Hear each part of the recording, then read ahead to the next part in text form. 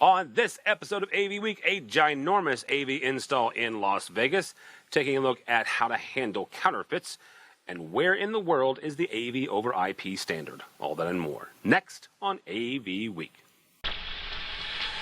The network for the AV industry. What are you listening to? This is AV. This is AVNation. This is AVNation. This is AV Week, episode 528, recorded Friday, October 1st, 2021. Customers first. Support for AVNation is brought to you by Atlas IED, innovative audio solutions for every business environment.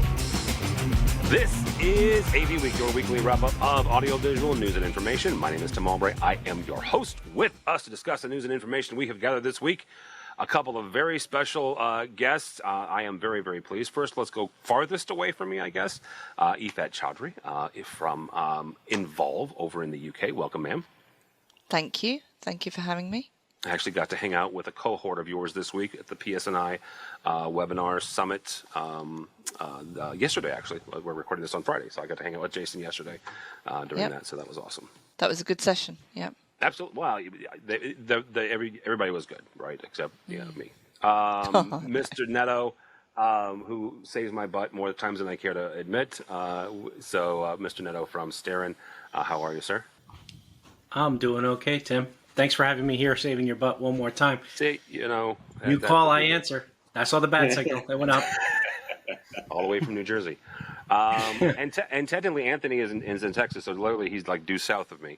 Anthony Cuellar from Diversified, a young man that I got to know over the last couple of months. Very, very nice to meet you and having him on for the first time. Welcome, sir. Thank you very much for having me. It's a pleasure to be here. Absolutely, absolutely. All right, let's kick this off. First story comes to us from our friends over at AV Network and SCN. Harman is pursuing legal action against counterfeiters. Harman, a wholly owned subsidiary of Samsung, is taking legal action against manufacturers and distributors involved in the production and sale of counterfeit JBL products in India.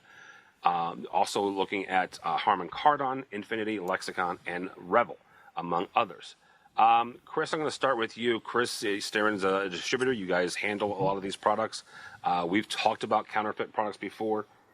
When you look at this, how big of a deal is counterfeiting in general when it comes to the AV industry, but also how big of a deal is it going to continue to become as the supply chain issues continue to mount?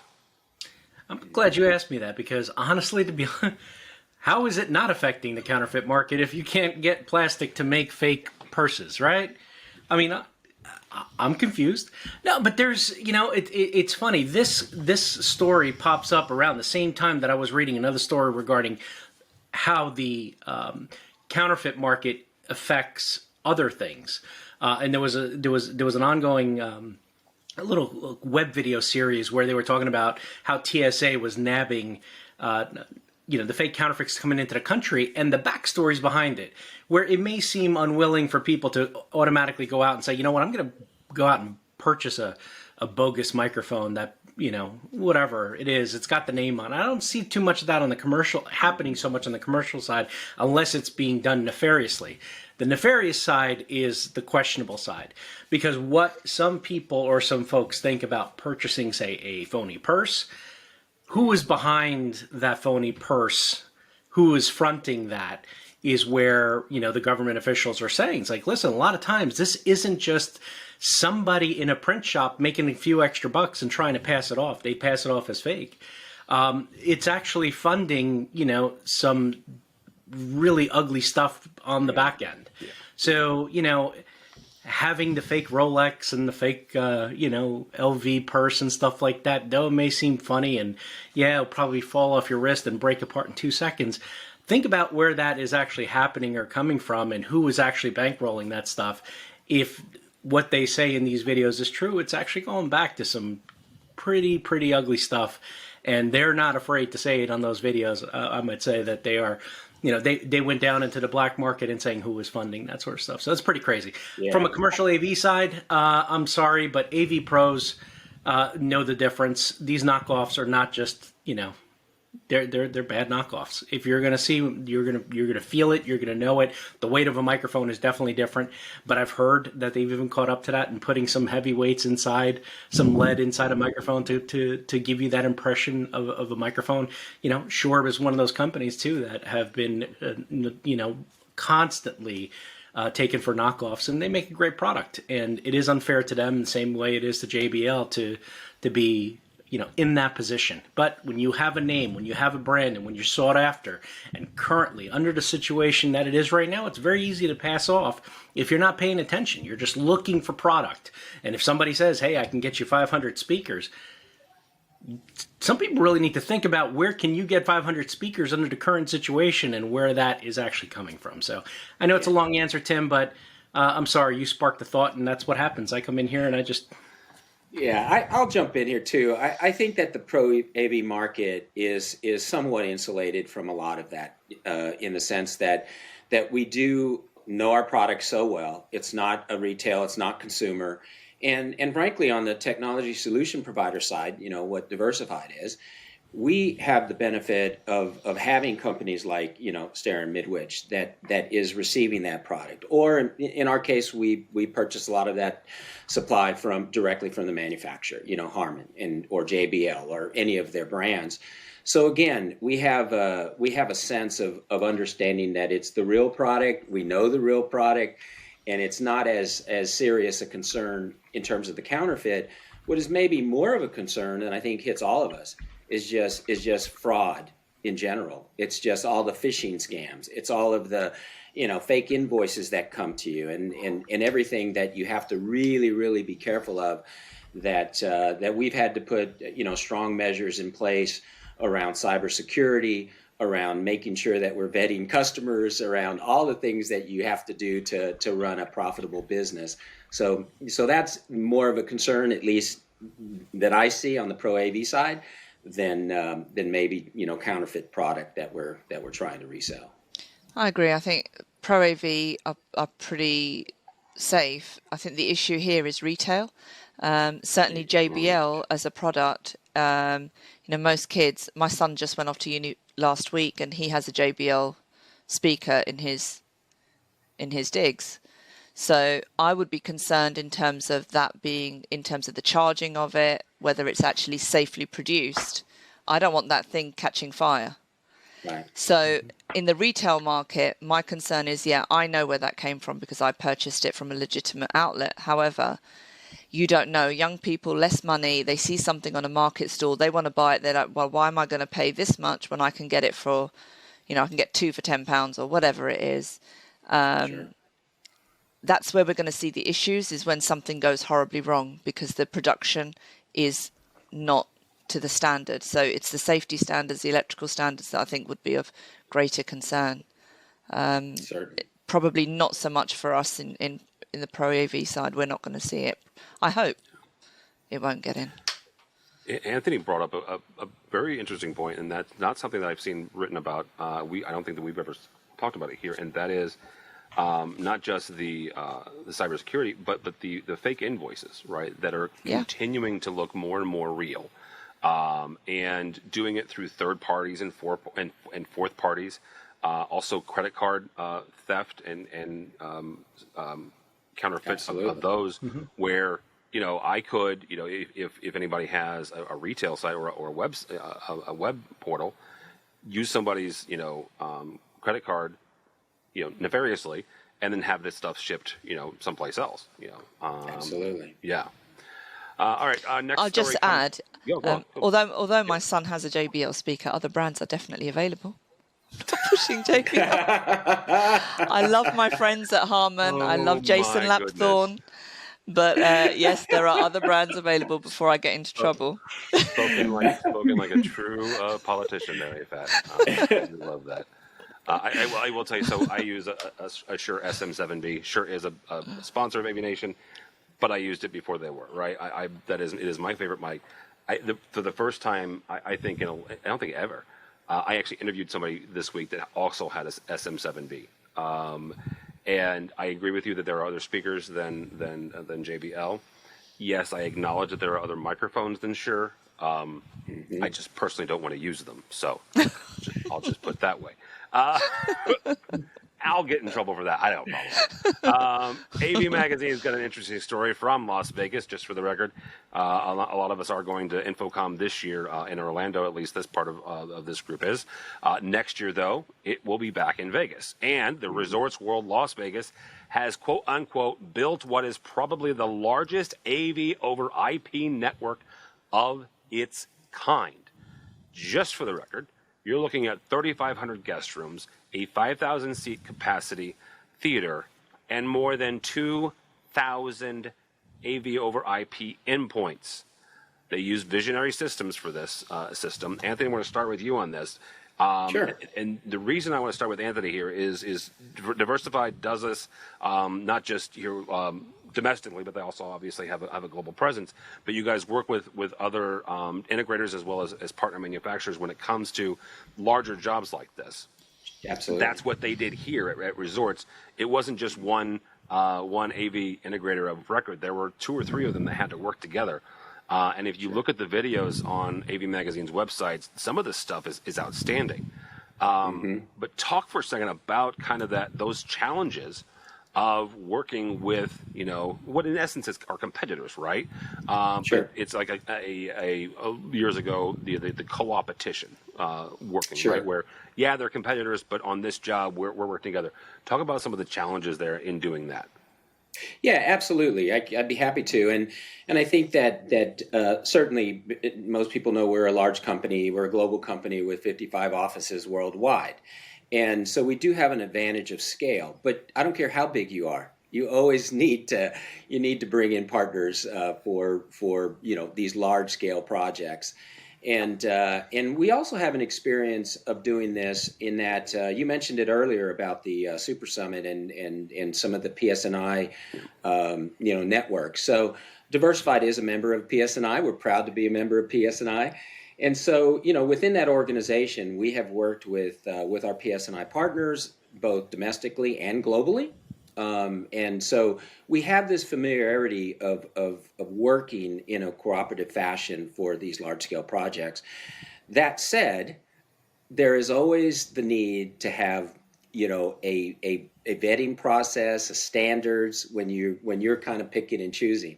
When you go into a project where, a consultant or a GC or someone else has chosen the competitive partners in the engagement, then it really boils down to customer first. And I think that certainly we're a customer first organization, and I would think most reputable businesses are. So the common goal is, let's make sure that the outcome is always going to be to provide the customer with the maximum value and exceeding their expectations.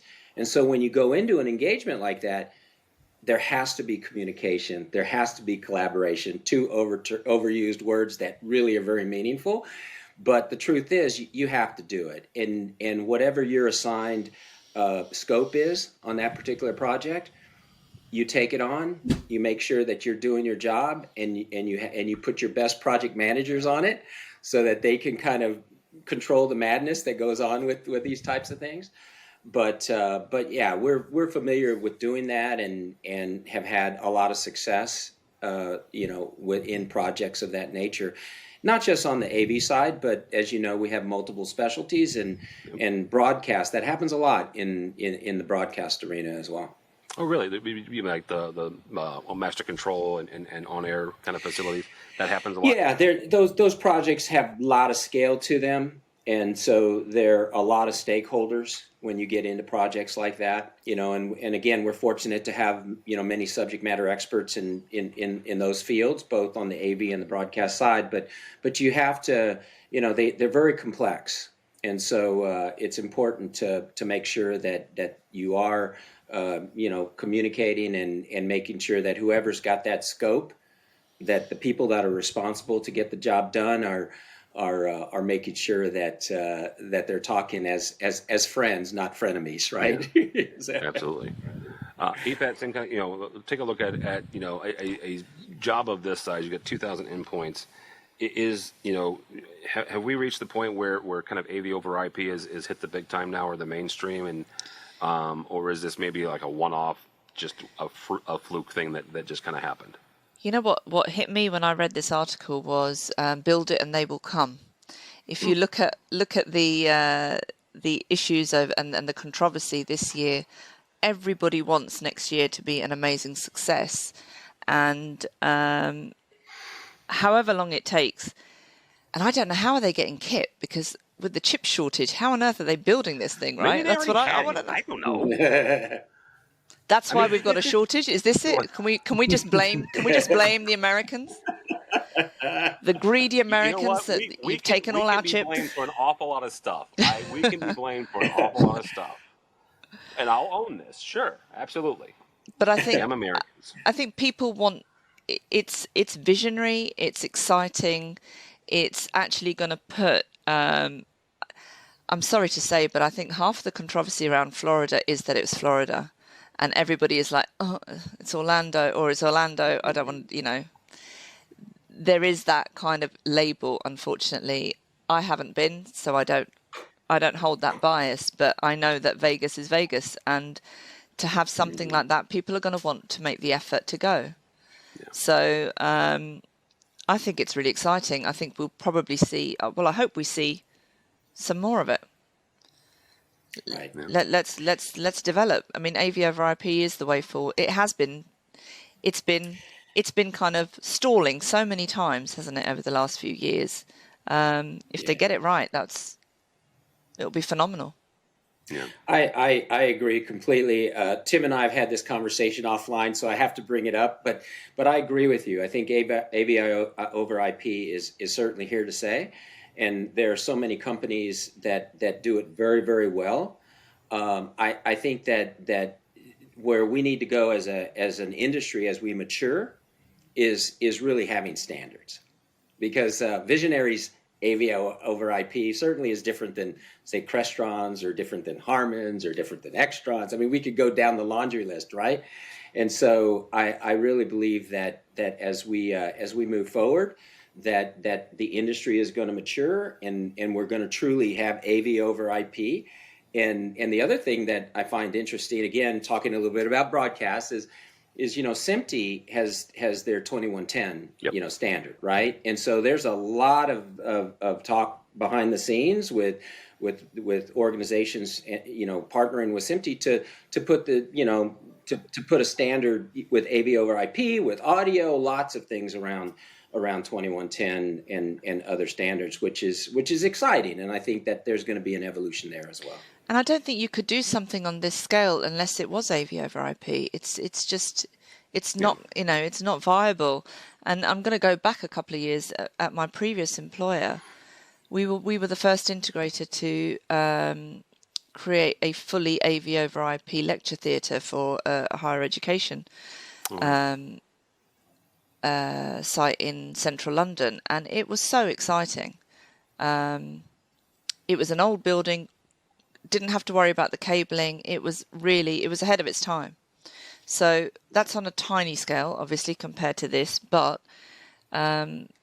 it opens up possibilities. And I think it's advanced enough now that it's not going to fall over. People were worried about that it would fall over. I think we're ahead of that now.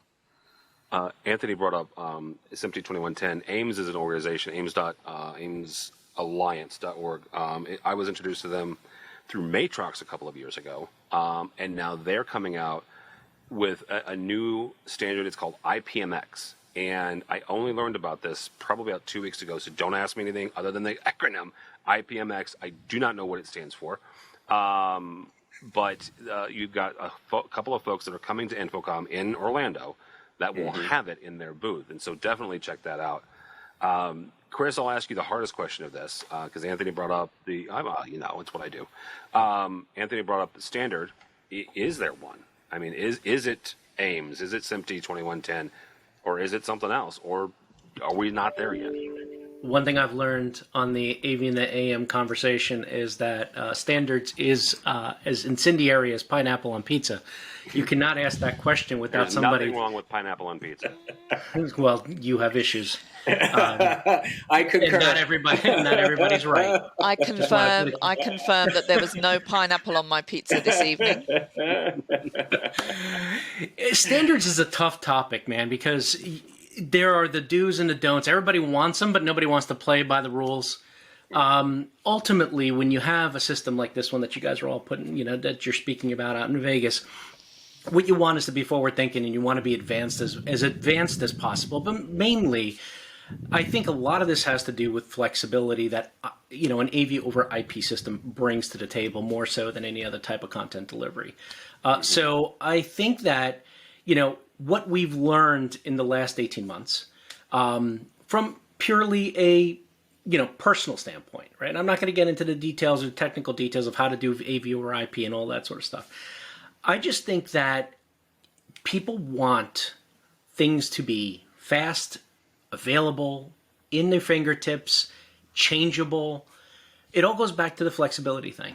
And I think no other system out there can really do that. I mean, we've learned that at home just by how many people went into this into the pandemic originally with very okay internet at best. Right. Now, okay internet has been better and has matured in the last 18 months faster in my home than any other time. I mean, I remember a time when Tim used to make fun of me for having New Jersey internet, and my New Jersey internet was constantly going down. Right? Because it was a dial-up. It was 2011. It was dial-up. Yeah, but you know what? Yeah. I love. AOL did me all right. I did okay by AOL. Oh, that music. He had the music of the modem as it on his playlist. Oh, yeah. Absolutely. But flexibility and that maturity. I think people have kind of now expected that. Even when you're visiting hotel spaces and stuff like that, right? Sure. I almost would not want to stay at a place that didn't have a faster Wi-Fi or that didn't have certain conveniences that why can't I share Bluetooth? Yeah. Why can't I see Roku or my Netflix on the screen? There are places like that, I'm sure. I haven't traveled in the last 18 months, but I would imagine that there are still hotel rooms. I can attest, Chris, you can go to many hotels. I have been traveling, and now you can get your Netflix, your Amazon Prime, whatever you want, right there on your hotel. So I need to go out. I need to get out more, for one, and two, I love a good. My favorite is that you have this great AV over IP system delivering high quality internet, but yet you still have that 480p TV sitting there on that nightstand buried in the credenza. So you know what? It's not going to be perfect, but we'll get there. That's awesome, even if it's new. But unfortunately, you're going to have to live with the non 4K TVs in those spaces. Wait, hang on. Well, no, Anthony. Actually, the whole idea here between you with the Netflix and the Amazon, that took a minute, though, right? I mean, there is a. Don't ask me what it is because I don't know the back end. I just know that when you check out, there is a mechanism that they had to put in place, and some to wipe out the account had to write the code to wipe that, right? Mm-hmm. Yeah, that took a minute, right? And what it was driven. And it doesn't always work. Don't tell me that, dude. Somebody can walk in and use my Disney Plus account or something. But how many hotels do you go to, Tim, where you still don't have maybe Wi-Fi, or they charge you for Wi-Fi, but they'll give you a RJ45 jack? Oh, brother, I don't go to places that don't have Wi-Fi. I mean, I seriously, you and I are old enough to remember that when we went to Infocom in Vegas and had to pay, what, $30-$40 a day? Oh, I know, exactly. Wow. Jacked in, yeah. Yeah. No, I'm good. So the thing I was going to say is that was driven by consumers, right? That was driven by the pull of consumers. And this is to any of the three of you. Who is that consumer that's going to do that for this? Who is the consumer, the vertical, right? Who's the market that's going to pull all of the people that have the various technologies together and say, look, y'all, play nice because we desire to have a video over IP standard. Your market is, and I'm going to say this because we're the forgotten generation, your market is the Gen Xers who have kids that need this. Mm-hmm. Then it's the millennials who are old enough to not be able to survive without the technology. And then there's the younger ones that absolutely have cannot fathom not having connection to the outside world with their whatever device that they're on.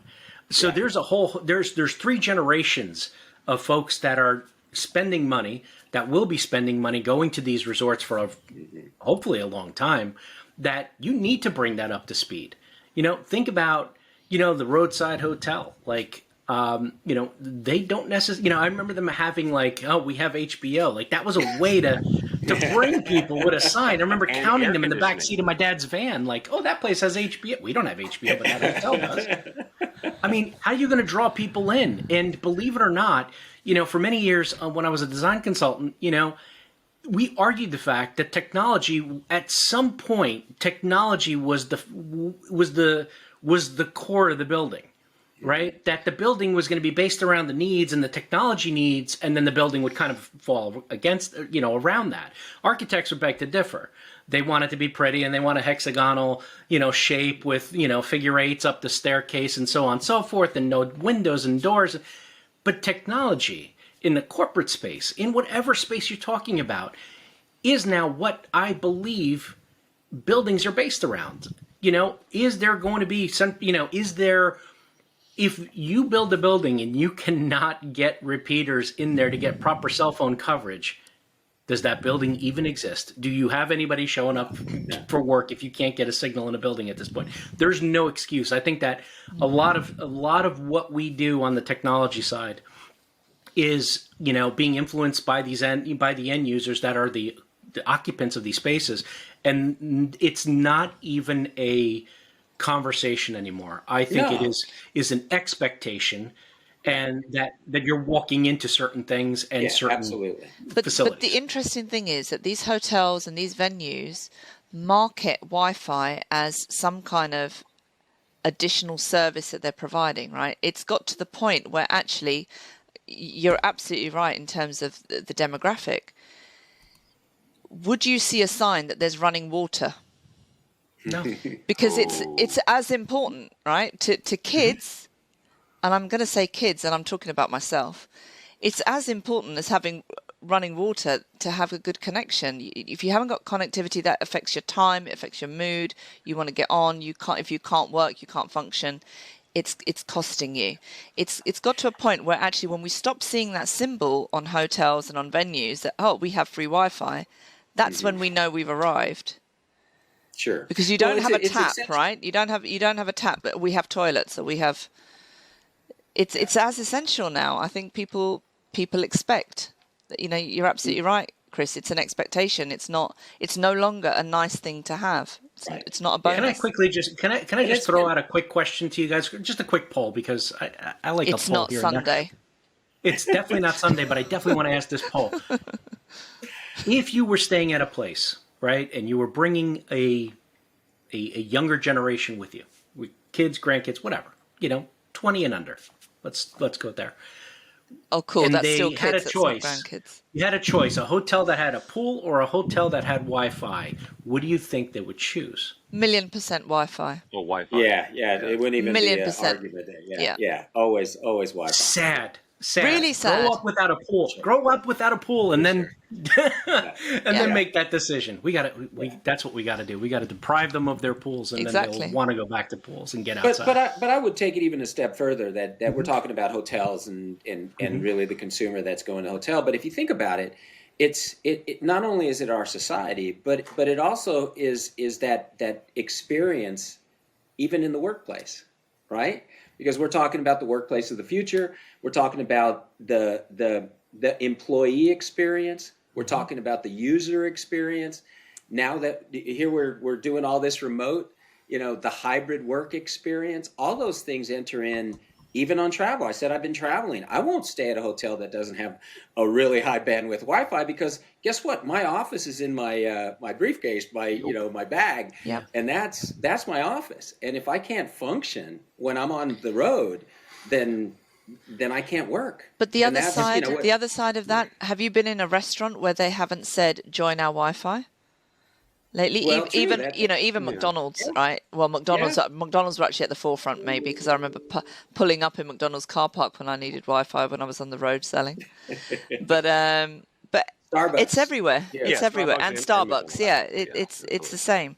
So you can't even go for a nice meal and switch off, because as soon as you go through, it'll ping Well, up join our cloud, join this, join. For those of us that have iPhones, you can. And we'll wrap up with this. If you get the latest iOS 15, they have a focus part now. You That's pull right. it down, you Yep. hit focus. It will turn off everything if you want. Yep. You can customize it. It's lovely. And just Yeah. for the It record, works my- well But when that's- Tim. my But that's kids hate because we're over 20, unfortunately. You know, when you get to 21, that's then you hit focus. it. Oh yeah. But I don't know. I can 20s and cannonball under. with the best of them. All right. That'll saying. I think I believe that, Chris. Thank you all so much. Mr. Netto, how do people connect with you or Starin or Midwich or wherever? AV in the AM? Sure. Well, when I'm not doing my Olympic diving exposés and cannonballs at hotels, you can find me on Midwich Live, which is a monthly, I guess, talk show that we do, myself and Jenny Hicks for Midwich. It's out of our UK office, I guess, and we do the live stream and kind of the cool stuff that, you know, all these years of coming here, Tim, I finally learned how to do something.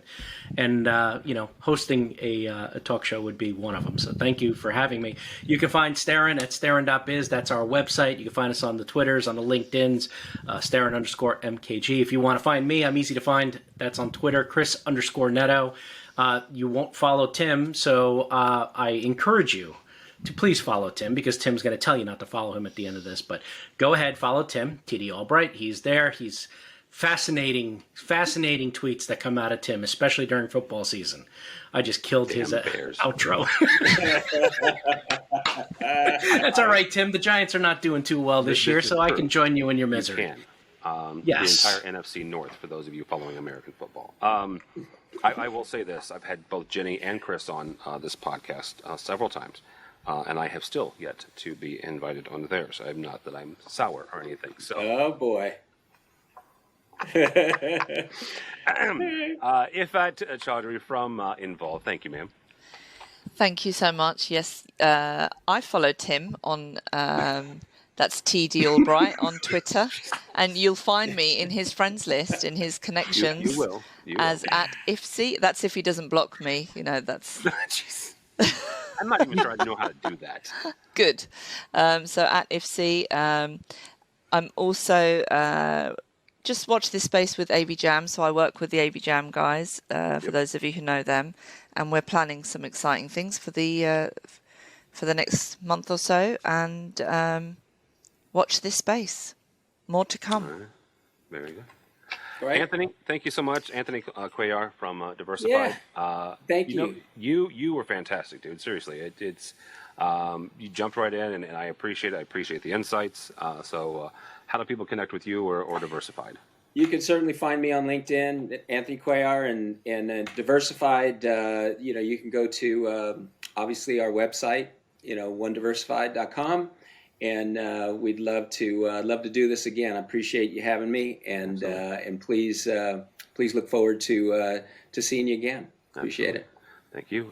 Chris isn't wrong for Tim Albright. Don't follow me because the stupid Bears. Anyhow, that is my team of record. I do enjoy the Bears, and we're recording this the 1st of October. Really quickly, the Blues will either be joining the Bears or they'll at least be doing better, hopefully. But go by the website, if you would, please. AVNation.tv. That's AVNation.tv. You will find this program as well as a host of others. Our buddy Matt Scott looks at the residential side of the industry. So take a look at that. Also, we have a couple of specials coming down the pipeline, including our coverage of InfoComm 2021. We will be going there the 27th through the 29th of October. We'll be coming to you from Orlando. So we got a lot of stuff going on, a couple parties going on. Tweet Up is happening on Wednesday afternoon. So check all that out and more at AVNation.tv. That's AVNation.tv. Thanks so much for listening.